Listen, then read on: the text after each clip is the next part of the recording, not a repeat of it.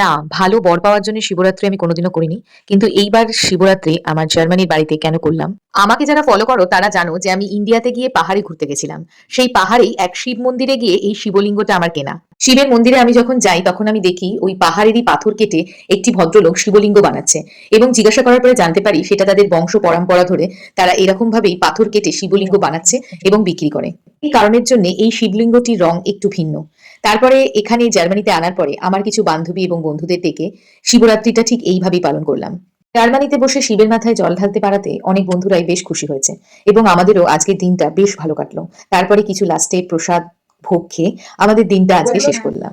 লাস্টে আমাকে না দেখালেই নয়, যদিও আমি ভীষণই আজকে আমরা আছি সপ্তশীদার ভৌমিদির বাড়িতে শিবরাত্রি সেলিব্রেট করছি আর দারুণ খাবার খাচ্ছি। এর আগেও কি খেয়েছিস? তারপরে পেঁয়াজ